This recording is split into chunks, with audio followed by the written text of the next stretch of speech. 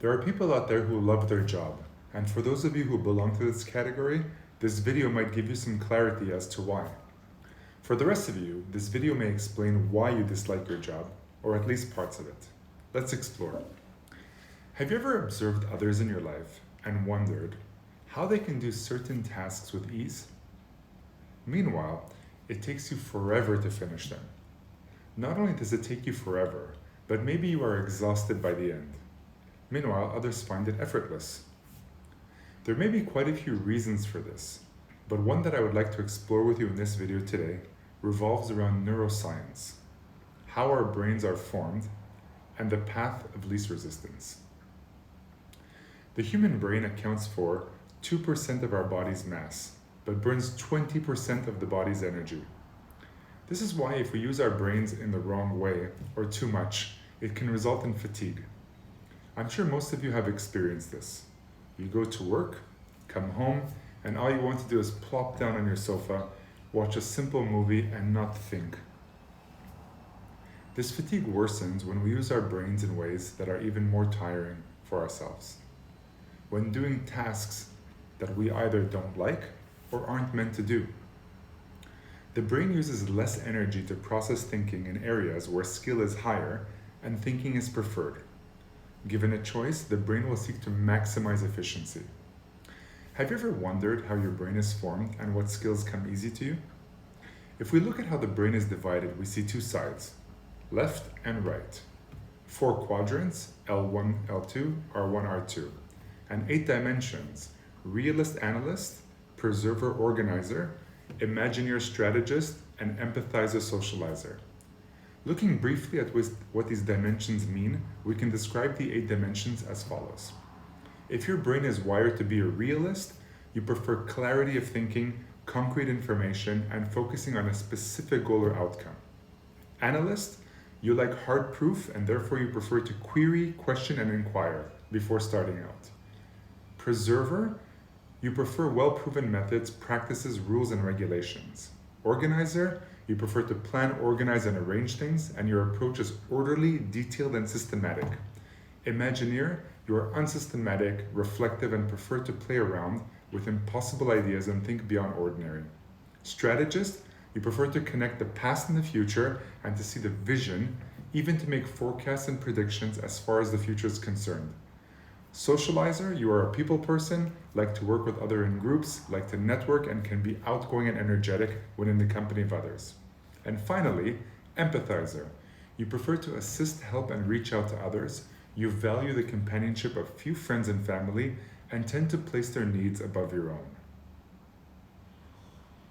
Now, having a preference towards one or another dimension is neither good or bad. It's just the way our brains are wired and gives us an indication of how we prefer to think. When we think in a way that we prefer, we use less energy and do not get as tired as someone else who needs to think in this same manner, but has a tendency to prefer other dimensions. Now, just to clarify, thinking preference has nothing to do with skill. You can learn to be skillful at anything, but if you have a very low preference of the processes associated with the skill, you will not be able to sustain the passion and energy to stay happy and productive in this environment. To give you an example, let's take a look at a story of one of my clients. To remain anonymous, we will call him Mark. So Mark works as a marketing executive and complained a lot of fatigue in his life. Was it fatigue due to long hours of work, or was Mark doing tasks at his job that was not aligned with his thinking preferences? After doing the psychometric assessment with me, the results showed Mark how the quadrant with the highest score for him was R1. He had a score of 98, which is extremely high. And the dimension that was highest in R1 was Imagineer for him. His lowest scores were in Realist and Preserver dimensions.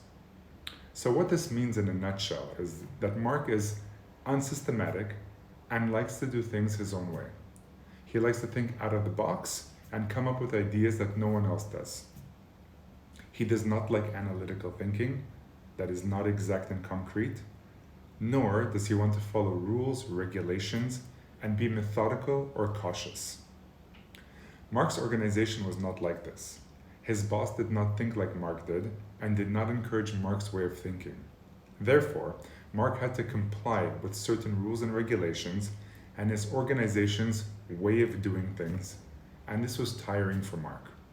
Whether Mark was in the right organization, had the right boss, or had the right attitude towards his work or organization is a discussion for another day. But at least Mark was able to figure out what was causing him so much fatigue at work, and he was in a better position to deal with it through heightened awareness. If you find yourself constantly exhausted, you may be overworked, or you may just be doing things that your brain was not wired to do with ease, thus causing you to question whether you truly like your job or not. This can even apply to your personal life. Finding out more is completely up to you.